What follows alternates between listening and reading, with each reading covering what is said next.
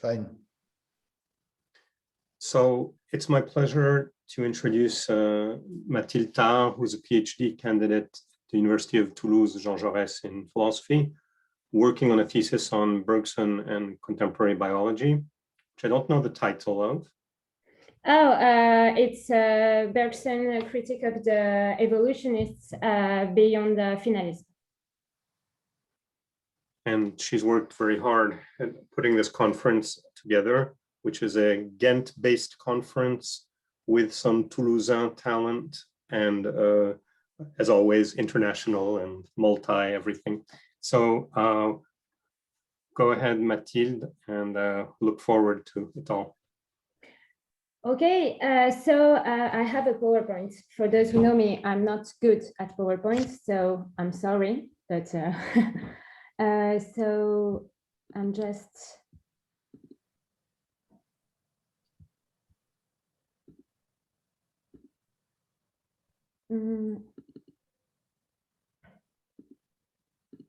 You have it, right?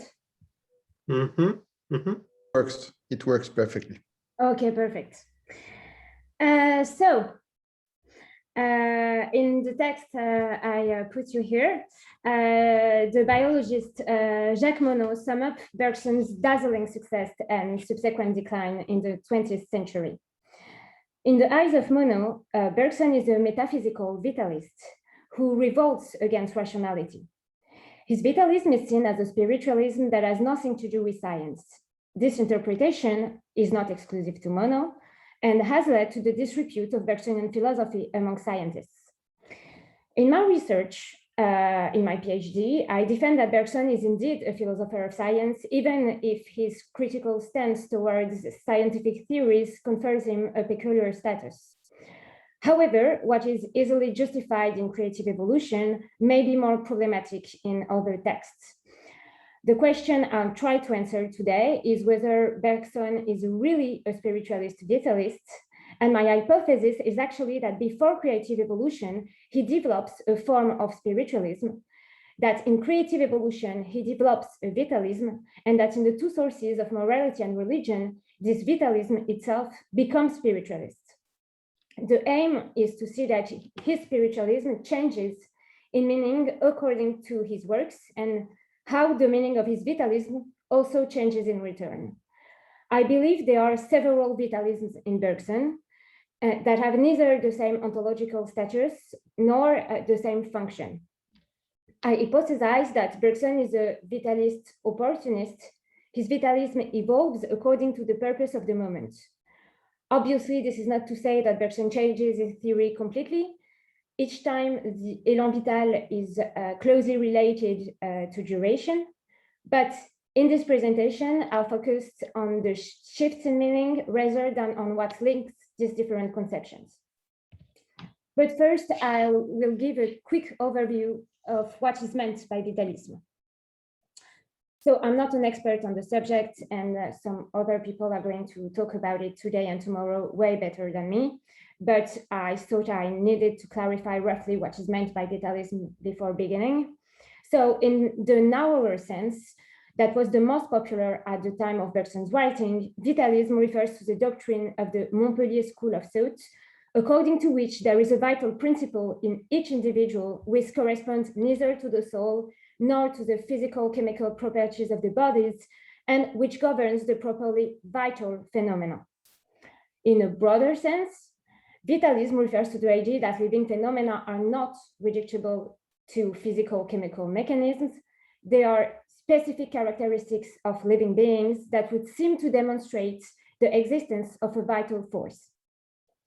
Regarding the first meaning of the word, Bergson explicitly criticizes it in the first chapter of Creative Evolution. This vitalism is considered as a declination of finalism, and since individuality is not complete in the living according to Bergson, to what would the vital principle apply? Bergson reiterates his criticism in the third chapter of Creative Evolution, and I quote, "When we think of the infinity of infinitesimal elements and of infinitesimal causes that concur in the genesis of a living being, the first impulse of the mind is to consider this army of little workers as washed over by a skilled foreman, the vital principle. So the vitalist, instead of grasping the simplicity of movement, would only see the multiplicity of elements that contribute to the formation of the organism. In order to understand their harmony, he would posit a vital principle. But Bergson does not reject vitalism completely. I quote again, the vital principle may indeed not explain much, but it is at least a sort of label affixed to our ignorance so as to remind us of this occasionally, while mechanism invites us to ignore that ignorance. The Bergsonian philosophy thus retains something of vitalism while profoundly recasting its meaning. Does this mean that Bergson would be a vitalist in the second sense? This meaning is broad and therefore confusing. Many biologists, while proclaiming the independence of biology from the physical and chemical science, don't accept the existence of a vital force. There is no doubt that Bergson refuses to reduce living beings to physical chemical elements, but does this mean that he postulates a vital force? It all depends on what is meant by force. He does indeed hypothesize élan vital, but the question of its ontological status as well as its biological significance is difficult to answer and posed differently from one text to another. We may assume that if Bergson does not call himself a vitalist, it's mainly because of the prevalence of the first meaning of the term at the time Bergson was writing. But my hypothesis is rather that Bergsonian vitalism takes on very different meanings according to his work, meanings that the label vitalist could not express. So it's going to be a very chronological presentation. I'll start with time and free will and matter and memory. So before creative evolution, there is no mention of the élan vital. But if the expression is absent, the idea of a specificity of life somehow comparable to a spiritual impulse is already subtly present. In Time and Free Will, Bergson explicitly links consciousness and duration. This essay addresses a metaphysical problem, freedom. But the founding gesture of Time and Free Will is a rejection of a substantialist metaphysics, which would consider consciousness as a substance upon which would be superimposed mental states. Bergson denounces this vision as a retrospective and grounded on spatial illusions. Consciousness is not a thing onto which states graft, but is duration, which is a maturation in which the states intermingle. This understanding of consciousness allows Bergson to resolve the false problem of freedom that arises from a confusion between duration and space. Both the determinist and the defender of free will think of the unfolding of consciousness as a succession of states, the former by claiming that given antecedents, a single possible act corresponds, the latter by assuming that the same series of states can lead to several different acts that are equally possible. But the ego is not divisible into states. Consciousness is continuous duration and therefore enrichment, and the choice results from the very duration of hesitation. So how is duration defined? Pure duration is the form which the succession of our conscious states assumes when our ego lets itself live. But this doesn't mean that it's only a modality of our conscious perception. If consciousness allows to grasp duration, duration exists beyond our perception of it. For it's the flow of time that constitutes consciousness, not the other way around. Duration is operative and its action is quite different from physical and chemical factors because it results within the framework of our consciousness in a free act that escapes the efficient causality of the material world. In Time and Free Will, duration seems to be specific to consciousness. It's the actual process of consciousness and not merely the modality through which we would perceive it. But it does seem to be directly related to the spiritual as opposed to the material. I quote again, external things change, but their moments do not succeed one another, except for a consciousness which keeps them in mind. Hence, we must not say that external things endure, but rather that there is in them some inexpressible reason in virtue of which we cannot examine them at successive moments of our own duration without observing that they have changed, end of the quote. So duration seems to be the exclusive preserve of the mind, the temporality of matter depending on the temporality of our consciousness. And yet, in time and free will, some material objects seem to endure. Living beings. Bergson compares consciousness and the living several times, and it's not sure whether it's the duration of the living that explains the duration of consciousness or the other way around. Bergson distinguishes the realm of inert matter, which does not seem to endure, from that of life characterized by irreversibility and where duration certainly seems to act like a cause. It's also stated that the past is a reality perhaps for living bodies and certainly for conscious beings, that it may be again for the living being and it's indisputably one for the conscious being.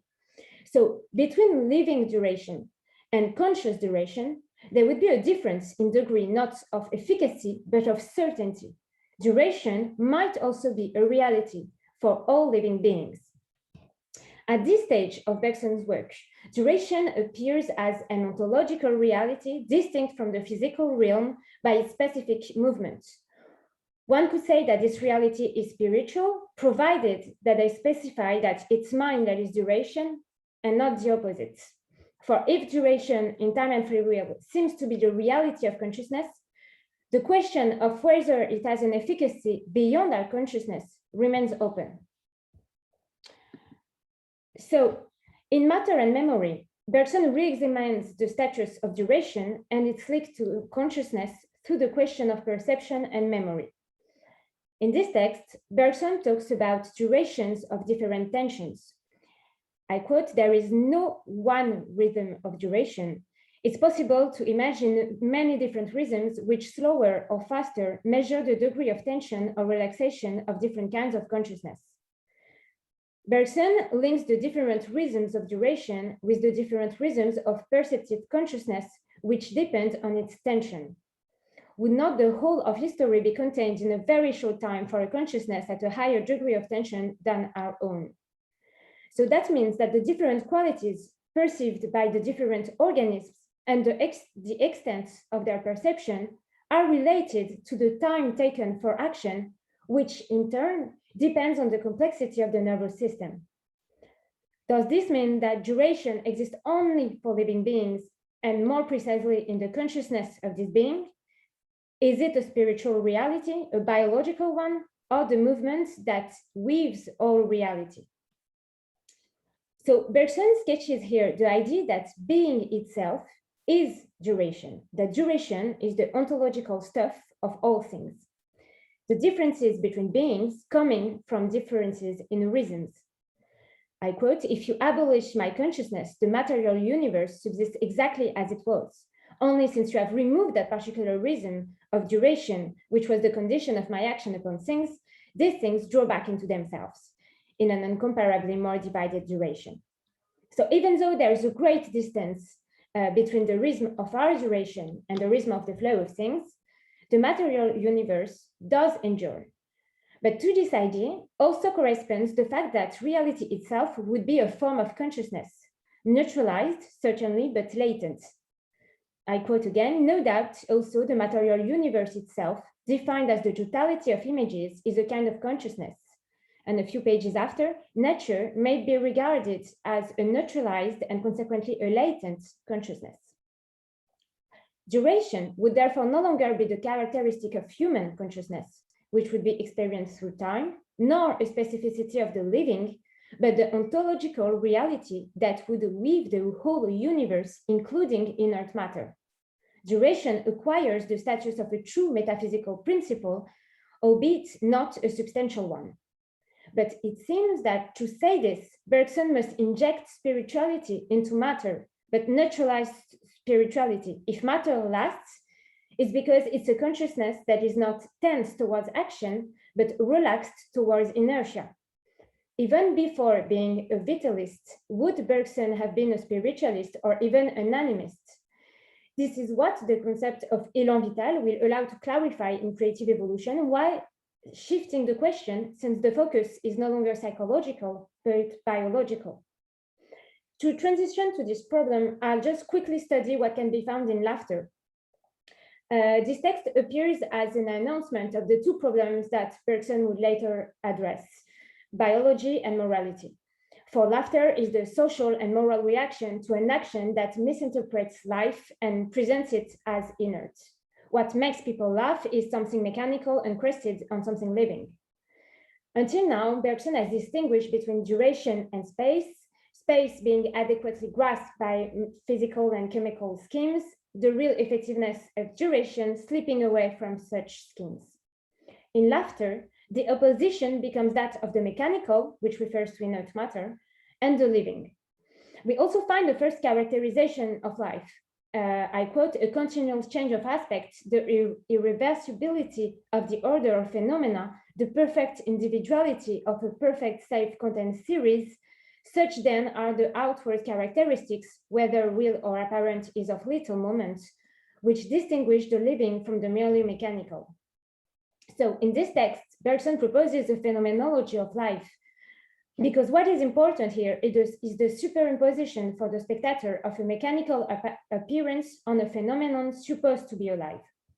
So Bergson does indicate that in this text that there are forces of life at the origin of these external characteristics, tension and elasticity. These forces characterize living bodies, but Bergson says nothing about the ontological status of these forces. If no real conclusions can be drawn from laughter about Bergson's vitalism, a shift in terms can already be noted. It's no longer the problematic couple of duration and space, nor of mind and matter, that is at stake, but of the living and the mechanical, inviting the Bergsonian reader to conceive a connection between duration, spirituality, and life. So consciousness is duration in 1889. But in 1896, it seems that duration is consciousness, a spiritual reality. Is the élan vital of 1907 then a vital principle that is spiritual in nature? So in creative evolution, Bergson opposes the mechanical order to the vital one, just as he opposed space and duration. But the assimilation of the living to duration is not complete, because the élan vital is only a modality of this duration, and more precisely, a tendency. The mechanical order and the vital order are ideal ends of two divergent tendencies of duration. The élan vital aims at accounting for this tendency. This impulse of life goes in an opposite direction to matter, without life and matter being two substantially distinct forces. Rather, there are two rhythms of duration which Bergson thinks of as two opposite energetic movements. Matter appearing as a degradation of the life energy, and life would be a process, the inverse of materiality, creative of matter by its interruption alone. The life that evolves on the surface of our planet is indeed attached to matter. If it were pure consciousness, it would be pure creative activity. In fact, it's riveted to an organism that's subjected to the general laws of inert matter. But everything happens as if it were doing its utmost to set itself free from these laws. So, is the élan vital a spiritual force, as the reference to consciousness suggests? In Matter and Memory, to say that all things lasted implied that reality was consciousness. Here, consciousness is derived from the élan vital, which itself is a tendency of duration. The élan vital is not consciousness. It's a ratio essendi, it's the reason why consciousness exists. But consciousness is just ratio cognoscendi, the way we know the élan vital.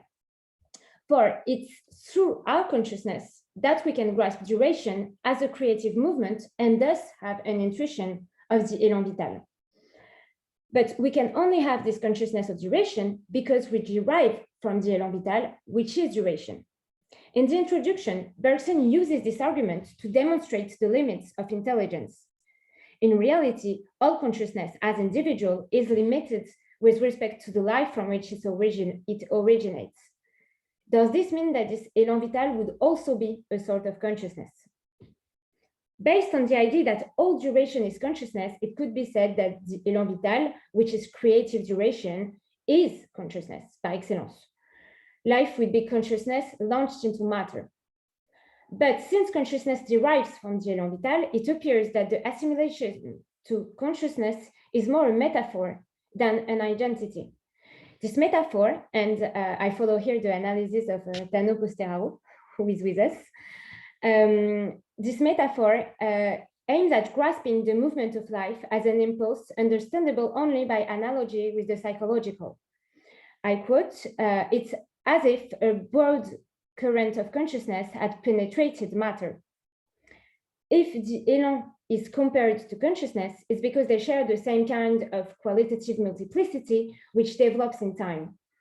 The élan vital, just as consciousness, carry an enormous multiplicity of interwoven potentialities. This is why it's said to be spiritual. Bergson explains elsewhere what he means by spirituality. And I quote, "Spirituality is a progress to ever new creations, to conclusions incommensurable with the premises and indeterminable by relation to them." If the élan vital is said to be spiritual, it's because of its dynamic and not of its ontology. It's because it's a perpetually creative impulse. The image of an impulse suggests a motion at the origin of action, which unfolds its potentialities only in its effects without being identifiable with these effects.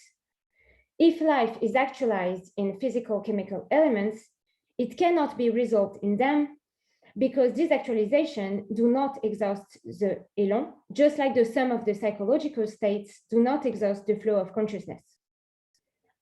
One could retort that since Bergson posits a distinction between vital and material movements, life would be substantially opposed to matter, which would once again lead us to spiritualism.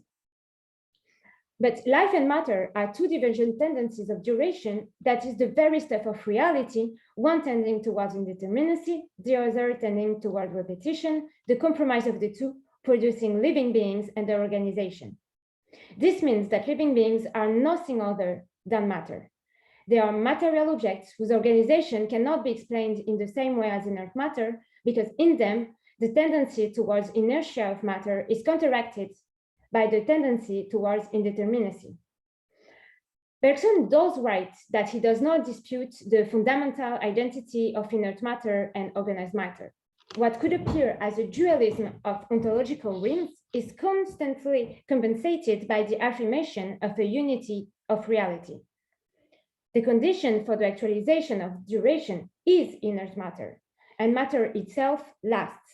And from this point of view, Bergson cannot be said neither a spiritualist monist nor a metaphysical vitalist that would oppose life to matter, and obviously not a reductionist materialist. There is the affirmation of a unity that comes precisely from duration, which is declined in several rhythms whose contradiction forms the organization. So in the end, the ontological status of élan vital in creative evolution remains problematic. While matter and memory are cited duration as an ontological principle that declined into different rhythms sculpting reality, this ontological anchoring is much less present in creative evolution. And élan vital appears more as a heuristic image than as a vital force. As we have seen, it's not really a spiritual force. If Bergson refuses to assimilate living beings with the systems of physics and prefers to compare them with consciousness, it's because neither organized beings nor evolution can be understood within the deterministic nor probabilistic framework of the physical science. Thus, the élan vital serves above all to think of the process of evolution, which science cannot yet account for. Bergson writes on several occasions that it's only an image that aims to give an approximate account of the evolutive process. This image should not replace scientific analysis, nor should it be hypostasized into an ontological reality. Thus, the élan vital is less an ontological conclusion than a call to reflection for both philosophy and biology. Bergson does not exclude the possibility that biology could one day scientifically resolve the élan vital, even though he kind of thinks that it's just a dream. On this subject, I have included this long passage of Bergson, but that is very eloquent, where Bergson assumes a new biology that would become, to the physics and chemistry of organized bodies, what the mathematics of the moderns has proved to be in relation to ancient geometry. Mechanics of transformation, of which our mechanics of translation would become a simplification.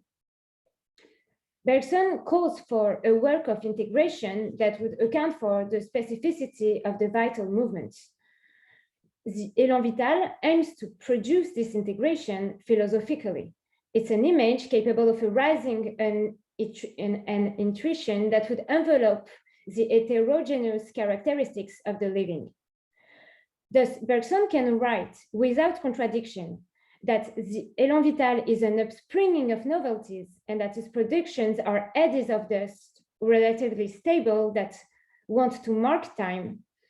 And it is through intuition that we can understand that the difference between the movement of evolution and the stability of the living beings is one of degree and of nature. At a given moment of the evolution, equivalent to a given point on a curve, the intertwined tendency of the Élan Vital have a definite quality, the living beings, equivalent to the contact of the curve and the tangent at that point. About the finalism of the Élan Vital, I don't have time to develop this question, but let's just stress that Bergson only says that in biology, the future must be considered as an end rather than as a result. Finality is an approximation that seeks to grasp the movement of evolution. Bergson speaks of the vital or willed order as one and the same, but then he specifies that it's actually an analogy. Life in its entirety, regarded as a creative evolution, is something analogous. It's not an identity because will is a particular manifestation of life. The analogy is ontologically based, but pedagogically, Bergson chooses the assimilation that aims at the coherence afterwards of evolution, that aims at its order rather than its actual movement. So the finalism of Bergson is just a pedagogical tool, if I may say. It's not actually the Élan Vital that is teleological. This assimilation has led to misinterpretations of Bergsonian thought, obviously. And since it's more or less the entire subject of my PhD, I won't take the risk of developing here, but if you have questions, don't hesitate after. So from a certain point of view, there is vitalism. The vital impulse is not reducible to physico-chemical explanations, mainly because of its radical unpredictability.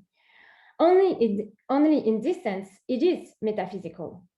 One could say that this vitalism is spiritualist, provided that one understands that spirituality is the quality of a certain tendency of duration and not a substance independent of matter. Hence, I believe that there is a heuristic vitalism that designates certain precise properties of life. The Élan Vital is an image that pinpoints various phenomena specific to the living world. These different phenomena are linked together by a fading reality, the resolution of which Bergson calls for scientifically, but whose meaning he thinks can be grasped through philosophical intuition. So here, Bergson is examining a problem of philosophy of biology rather than metaphysics, and he proposes the Élan Vital as an intellectual tool to pursue philosophical as well as scientific research. He does not promote an ontological principle. Bergson's conceptualization of Élan Vital is extremely sophisticated and hardly comparable to classical vitalism. So now what happens to the Élan Vital in his other works? So I just added a few quotes from this correspondence. In his correspondence, Bergson returns to the question of vitalism, expressing mainly the fact that the Élan Vital does not refer to a transcendent principle, but rather to a modality of duration as a history. So in Creative Mind, it's been published in 1934, but it actually contained text and lectures mostly between 1910 and 1920. This text continues creative evolution by adding a reflection on the relationship between philosophy and science and a definition of the Bergson metaphysics and its method. I will not go into detail on this fascinating text, but I would simply like to point out a few elements that enlighten the conception of the élan vital. So first, metaphysics is defined as a return to concrete reality. It implies an intellectual mobility, an exercise to produce fluid concepts that result from a qualitative integration work. And I think that the élan vital is such a fluid concept. Second, this work of mobility is based on the use of intuition. And Bergson then articulates the connection between duration, consciousness, and life. I quote, "Intuition then signifies, first of all, consciousness, but immediate consciousness." So now we know that consciousness is duration, and the universe itself endures, and the living in particular endure on a rhythm analogous to that of consciousness. So I quote again, "If life is an evolution, and if duration is in this case a reality, is there not also an intuition of the vital and consequently a metaphysics of life, which might in a sense prolong the science of the living?" So it's through the intuition of the duration of our consciousness that we can also grasp the movement of life. There is also a reflection about the relationship between philosophy and science, with this idea that philosophy can enlighten science. It does not replace it, but indicates the possible illusions that enclose scientific thought, and it sheds light on the path to follow. So that's the aviator diver image that I put here. And finally, the possible and the real defines a relationship to the future that clarifies Bergson finalism. The future does not cause the present, but reveals the possibilities of this present through its own actualization.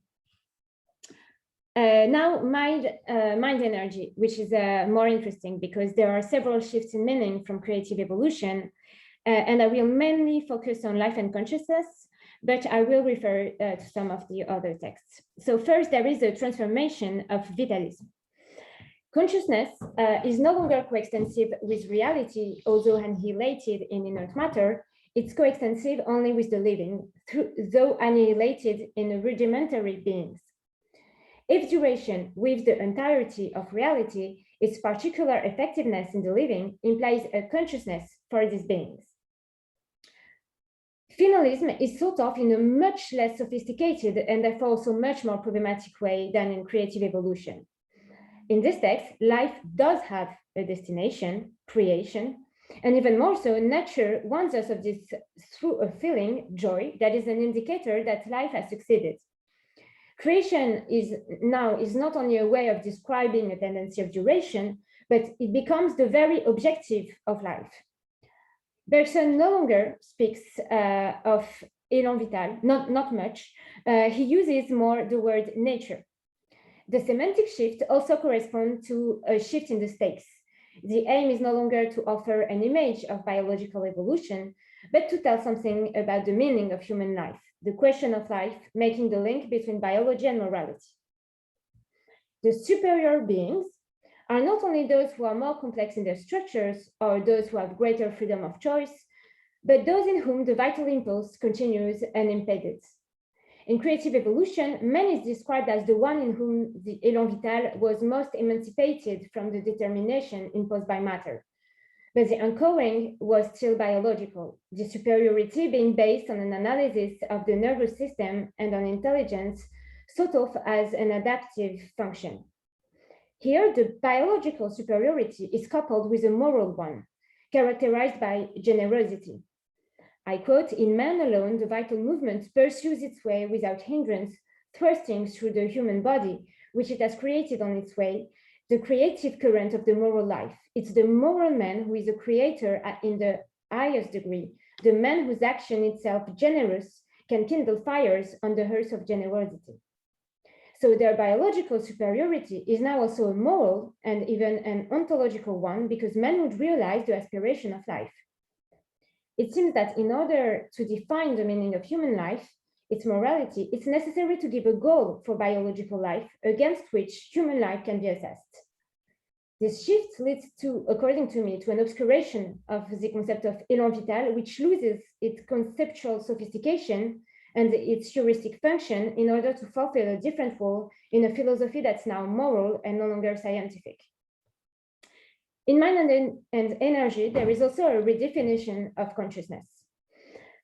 As in creative evolution, consciousness is said to derive from life, and there is also the idea that it reveals the movement of life, but the status of consciousness have changed. In Matter and Memory, it was just a differentiation of rhythm with the duration of matter. In The Soul and the Body, this difference implies now that the soul almost certainly survives the body. The difference in rhythm leads to a distinction in substance, since the soul would be immortal as opposed to the body. Bergson no longer speaks of consciousness or mind, but of the soul, and for good reason, because consciousness links the past to the future. If it can immerse itself into memory images, its biological function is said to be above all action and creation. We read that consciousness is action and ceasingly creating and enriching itself, that all consciousness is anticipation of the future. So when Bergson writes that the soul survives the body, it cannot be this consciousness which is projection towards action. It can only be this consciousness of memory images. But the latter is characterized by a relaxation of attention to life, a tendency to relaxation, which in its end would be extension and thus inert matter. So as is said in Matter and Memory, and it actually repeats it in Life and Consciousness, matter is a relaxation of vital tension. So Bergson adds something to this consciousness when he calls it soul, because it no longer seems to be distinguished from matter by a difference in rhythm, but appears as a distinct reality, transcendent to matter, able to survive beyond matter. Bergson's vitalism takes on an ontological dimension. If the stream of consciousness extends the élan vital, and if consciousness or soul is a reality distinct from matter that exists independently, and not just a particular tendency of duration, then should not the élan vital also be rethought as a principle ontologically distinct from the matter it passes through? So in the two sources, Bergson resumes in a few pages his development of the élan vital, recalling its status as an image, or I quote, an idea full of matter obtained empirically, capable of guiding our investigation, which will broadly sum up what we know of the vital process and will also bring out what is still unknown. This is very close to what we had in creative evolution, but Bergson does not make the same use of this concept in the two sources.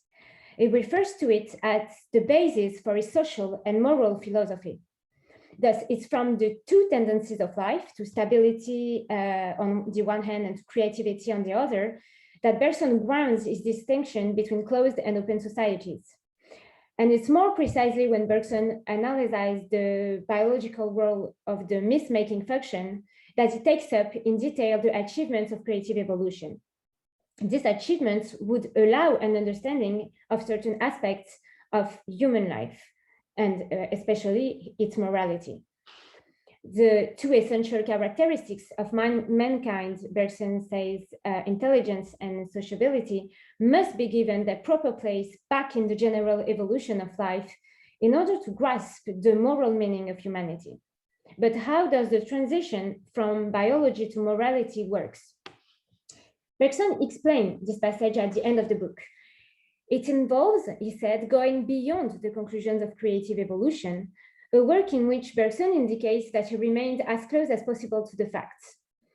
I quote, "We stated nothing that could not in time be confirmed by the tests of biology." The aim was to give a philosophical concept of a biological reality while waiting for a biological explanation. In the two sources, the aim is different, and so is the status of the concepts. I quote, "Here we are in the field of probabilities alone." In French, dans le domaine du vraisemblable. And I prefer in the field of the plausible. In this field, the élan vital is said to be optimistic. It doesn't guide science. It gives rise to a hope that allows for the development of morality. It should be noted that Bergson makes very little use of the phrase élan vital preferring the word life or nature. Bergson never really defines nature, but it seems to refer, like élan vital, to life as an impulse. Why then a different terminology? I think it's precisely because élan vital is for his philosophy of biology. The aim of creative evolution was to offer this image, allowing one to grasp the particularity of biological evolution. The aim of the two sources is different, and so is the conception of life. There is much less metaphysical caution in the two sources. On many occasions, nature is described as having intentions or purposes.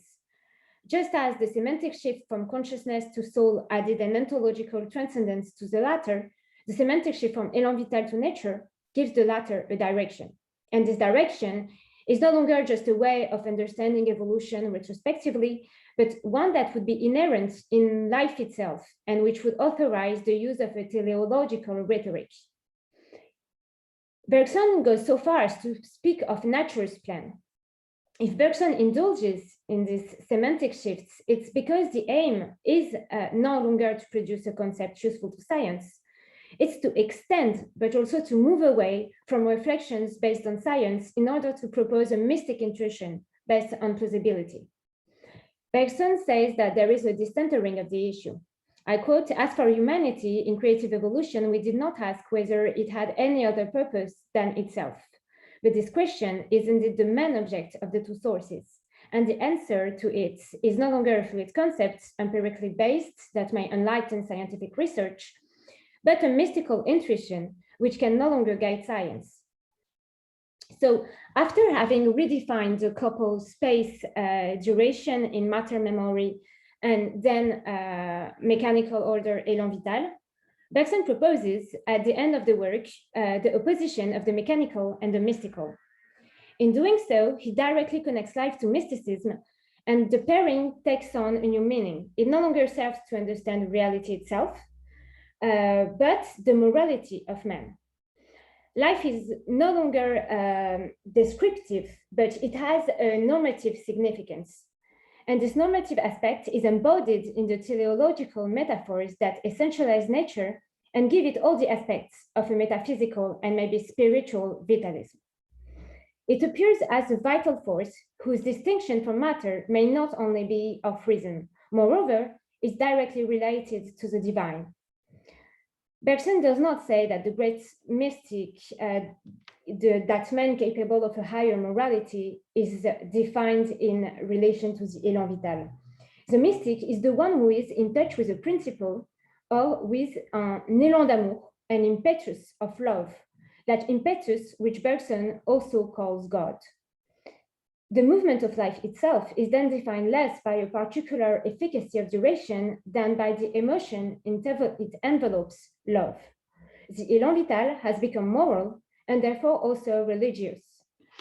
The theological vocabulary clearly shows the shift in meaning. The élan itself is no longer biological evolution, but it's divine action.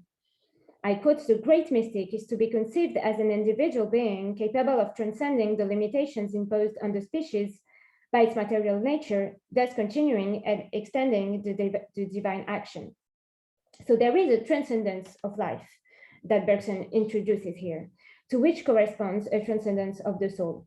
Here, the matter is no longer consciousness having a specific duration, which comes from the élan vital, but the soul, a soul that can find the divine and continue its action. The mystic soul throws off anything in its substance that is not pure enough, not flexible and strong enough to be turned to some use by God. So the last thing, this contact with the divine is joy in joy. It's no longer an intellectual contact that would suppose a certain torsion of the intelligence to become intuition. It's a love of that which is love. It's a religious emotion.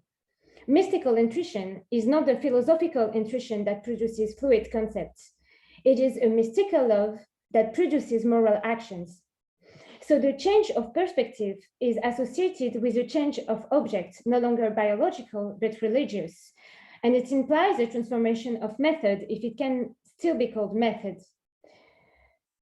The idea is no longer to start from science and use a philosophical intuition to produce a concept capable of integrating into one image heterogeneous quality Now the aim is to deepen a mystical emotion that allows one to find the divine and that also enables one to achieve truly moral action. So to conclude, in these early works, Bergson develops a form of spiritualism, though not a substantial one. And it's by analogy with this spirituality that Bergson will think of life in creative evolution. But in creative evolution, it's just an analogy with the spiritual. It will not be the same in the two sources. So I think there actually really are two concepts of life in Bergson's philosophy. On the one hand, there is the élan vital, which corresponds to what I have roughly called the heuristic vitalism and serves to understand the impulse of life immanent to matter, different from it by a difference of rhythm or tension. If this movement is understandable by analogy with consciousness, it's not a spiritual principle. On the other hand, in the two sources, the concept of life or nature is truly metaphysical. It's indeed grounded on the élan vital, but it seeks to understand man's destination and his contact with God.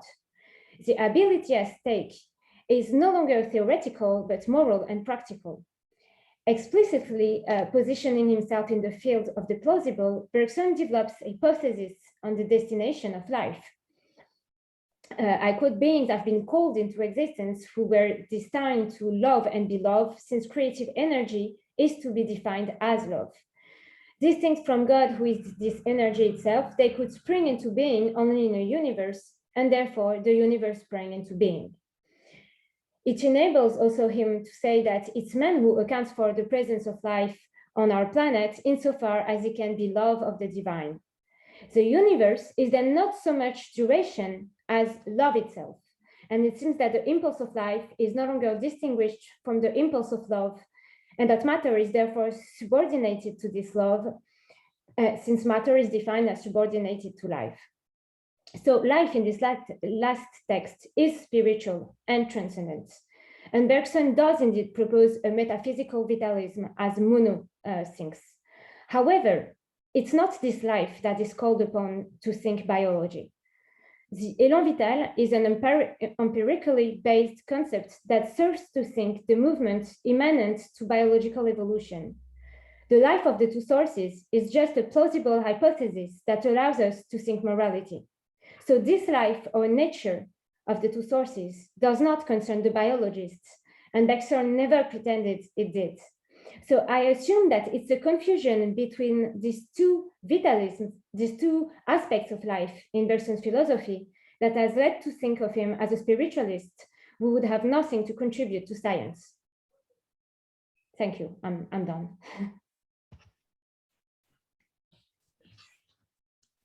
Can we ask questions, Mathilde? Thank you. Yes, sure. There's a question from the audience already. So why don't we take that person first, then Paul Antoine. I will start. Should I read it? It's in the Q&R.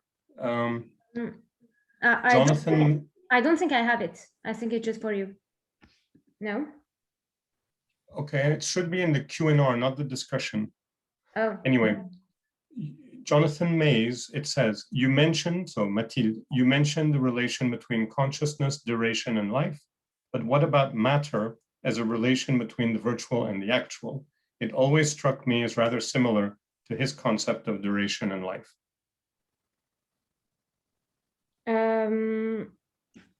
Okay.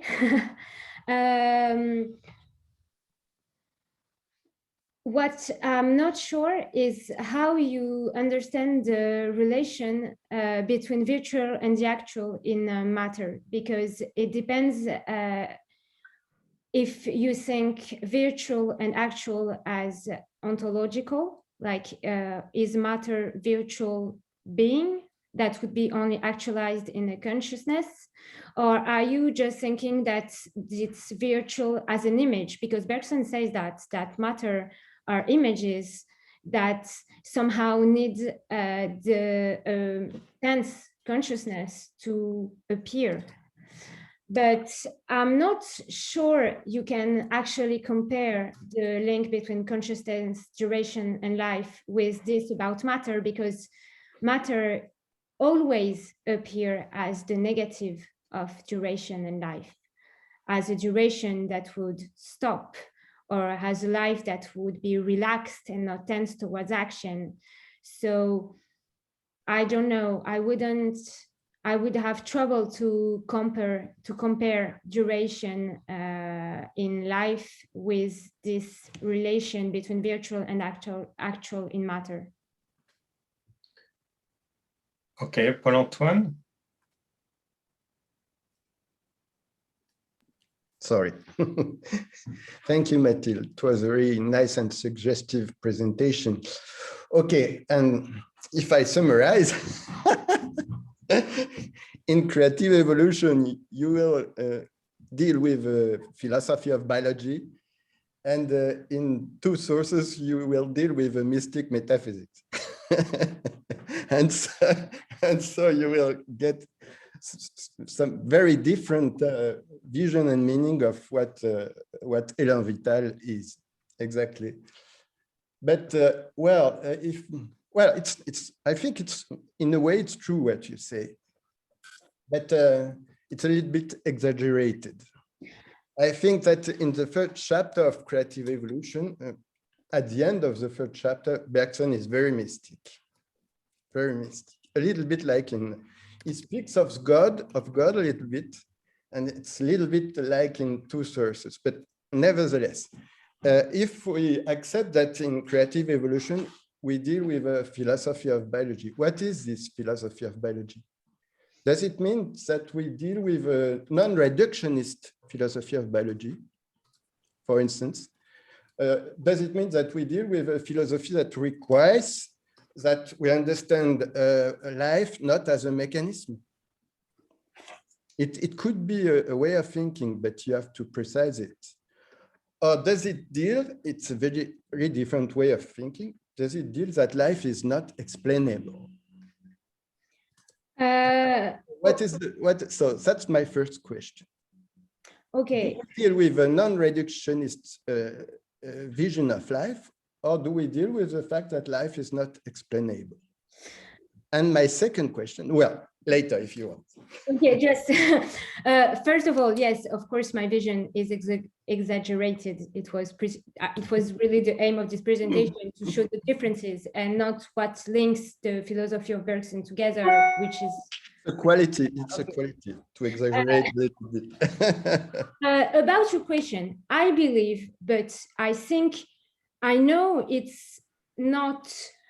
I'm not dogmatic about it. I do realize that there is other interpretation of Bergson that are very well founded, but I believe that it is not about saying that life is not explainable. I think you can see, and only in creative evolution, there are some passage where Bergson seems to say that it's not a reductionist vision of life, and we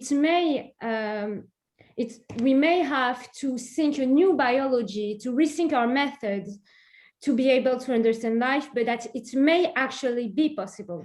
And there are really passages where Bergson seems to say that it may happen. And what makes me think that it's not just like this passage where he says that, but we are not sure, is that in the two sources of morality and religion, when he talks again about the élan vital, he does say that it was grounded on the facts and that maybe his hypothesis will be tested in biology. So I think really it has this hope that, of course, it's a philosophical concept and it's not a scientific one, but it's really trying to show the way for science, not to say life is not explainable, but just maybe we can explain it, but we will have to deeply change our methods. But I know this is not the only interpretation you can do. I think Bergson is is unclear about this. Thank you so much. Can I ask a second question, or You are the chairman, so you say, Charles. Well, I'm not sure of the rules, but I've got two questions. Why don't we come back to you, Paul-Antoine, after the two questions? Fine. Also because I clicked on the wrong button and I don't okay. want to delete Letizia Cipriani. I actually have an answer to her question, but it's for Mathilde because she mentioned Spinoza. So first Letizia Cipriani, then Bruno Ratas. Letizia wrote, "Thank you very much for your discussion. In your opinion, is it possible that the élan vital, heuristic vitalism, moral vitalism connection comes from the connection Bergson has with Spinoza? After all, vital impulse is something very similar to the notion of conatus. In fact, the term effort is dear to both authors." I can answer to that, but it's very hard because I've been working on Bergson for so long. Now, every time I read someone else, I see Bergson everywhere. So when I read Spinoza, I see Bergson. And I think for a very long time that Bergson is very close to a certain interpretation of the Spinozism philosophy, mostly because I am not completely sure that the determinism in Spinoza excludes a form of freedom and creativity. But it's a certain interpretation of Spinoza that would be compatible with a certain interpretation of Bergson. Because if you think that Spinoza is all about determinism, Bergson is all about freedom. So, but I do think that actually Spinoza is not so such a caricature, and that there is a creativity in this idea of the conatus, that is something that expresses itself. But you still have in the fifth part of the ethics this idea that there is everything already in God somewhere, and this cannot be Bergsonian. So yes, there are similarities, but I'm not sure you can so easily say that they are related. Bruno?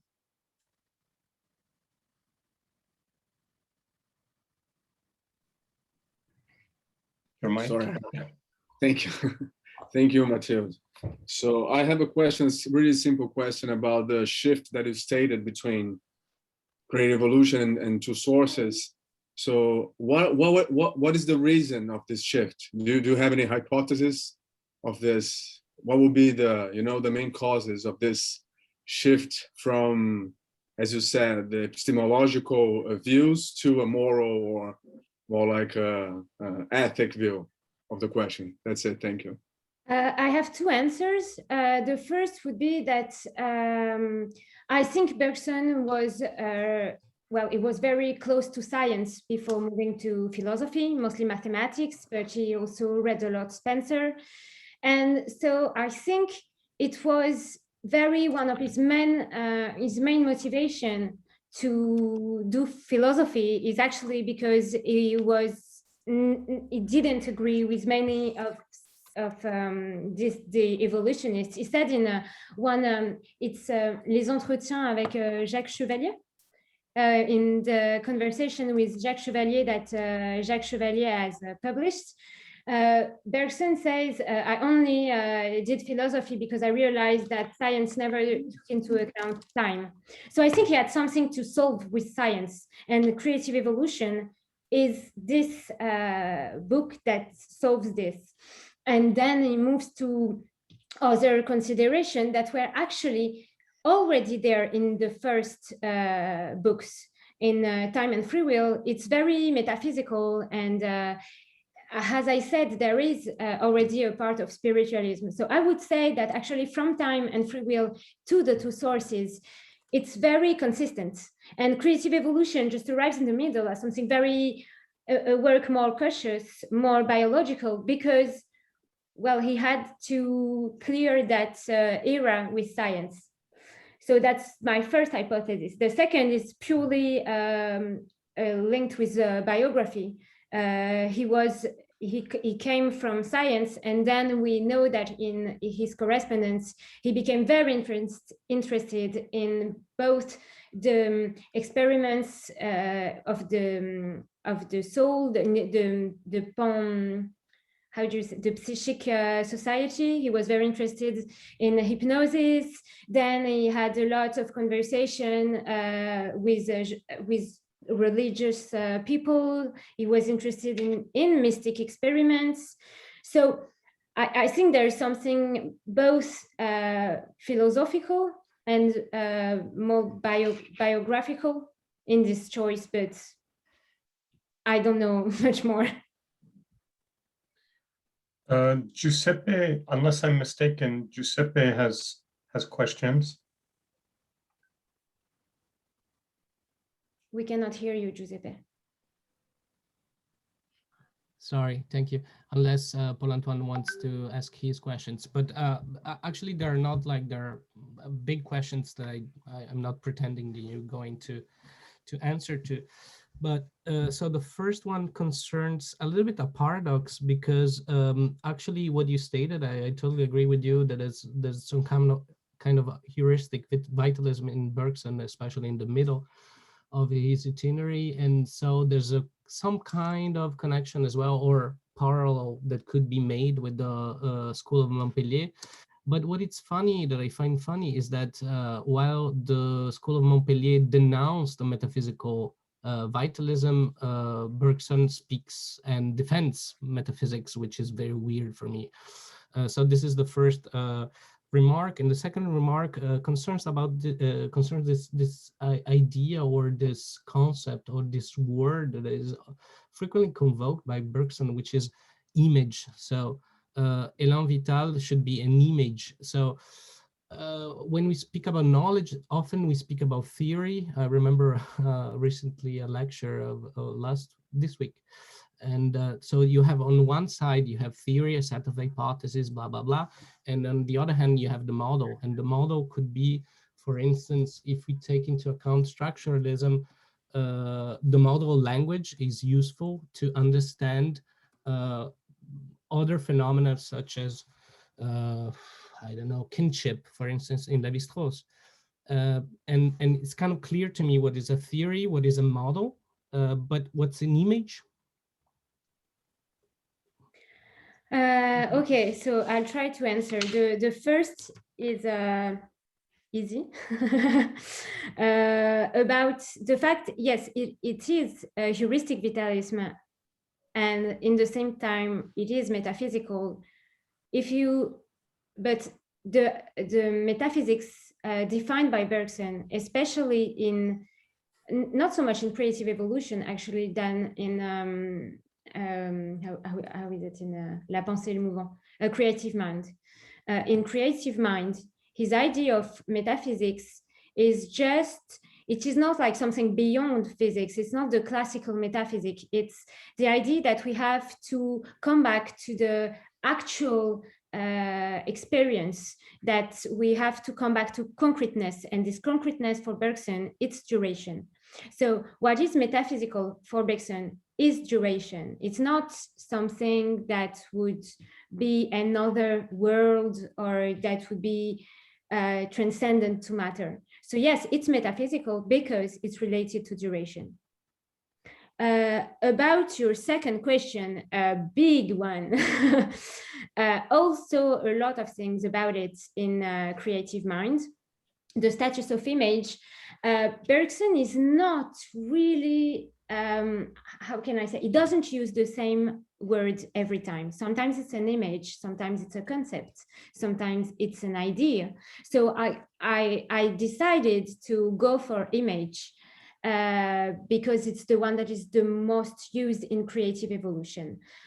But I think it would be more accurate to say that it is a fluid concept, and it's more accurate because there is actually a definition of what is a fluid concept in creative mind. And it seems to me that this definition would apply to the élan vital. And he said that it is a fluid concept. It's a concept that can carry several images. It can be unified in just a word. If you understand that this word is evocative, just like an image can be, and it's evocative of several characteristics that can be also different images. And try this image or this concept or this fluid concept aims at giving the idea of the movement that links together these images. So I think it is something stable to refer to something that is moving, that is during time, that takes time. And the last thing is that I think he used the word image rather than concept, precisely because the idea is not to have something that we can well define, but that have several characteristics. And last thing, but I'm not going to enter this because then I'll talk about 20 minutes. I think that this fluid concept is not so far from the dynamical scheme, le schéma dynamique, in this movement. He talks about the dynamical scheme as this kind of concept image no one really knows, that enables us to learn, but also to create, that we have a certain idea, and during the time we are actually producing this invention, this idea is modified all the time because it contains many things, and when we realize these things, we realize that this first idea change all the time. And I think the concept fluid is something like that, because it's a certain idea of something that we have not quite explained yet by science, and it's just this perspective we need to have to move forward in science, but it may actually change during the time of this research. I don't know if it's very, I know it's not very clear and there are so many things to say about it, but yes. We've got 3 questions, and if we can stop at least 10 minutes before the next talk, then we can have our little break. Okay. So let's try for synthetic questions. Katerina, Paul-Antoine, and Eloisa. Okay. I have the question. Oh, sorry. No, I was told by an informant that Katerina had her hand up. Oh. I can read Eloisa's question then. Eloisa wrote, "Good afternoon, happy to be here. I study biotechnology, more specifically synthetic biology, and I have also been a Bergson enthusiast for years. How do you see the application of Bergson's ideas in the face of the latest symbio-scientific experiments, for example, the complete creation of a cell in a laboratory, the idea of creating life from pure physical chemical elements? Personally, despite being familiar with these techniques, I'm not interested in a reductionist view. I see an interesting type of capture of the duration, but I would love to hear your comments." So hard question. I think, I think there are 2 ways to answer. The first would be, is it just because there is a cell that has been created in laboratory that we can really be godlike and reproduce the whole evolution and produce a biodiversity and everything? I'm a bit skeptical. But beyond that, I think Bergson, I don't want to be too sure about it, but I don't think Bergson really talks about the origins of life. Mostly precisely because in creative evolution, once again, it's not, I don't think it's a principle independent of matter that would appear upon matter to create life. So the fact that we can create life in a lab is not, to me, antagonistic with the fact that life is different from matter. It's so I don't see that as a, and it's not only because we managed to create a cell that we have to go for a reductionist view. I don't know. I mean, we created it biologically, not just with physical elements and physical theories. I think we needed a biological theory to do that, but I'm not an expert on this experiment, so. Shall we hear Paul-Antoine while waiting for Katerina question? I think, you know, I think I will skip my second question because it will be too long. But, okay, well, we can come back later. We can talk together later.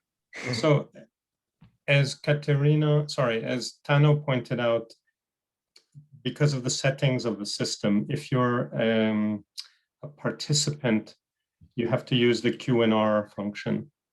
I didn't choose the settings, I'm innocent here. So if someone, okay, let's see. So, but Katerina, if you would like to ask a question, yes, you can please do use on the questions and answer.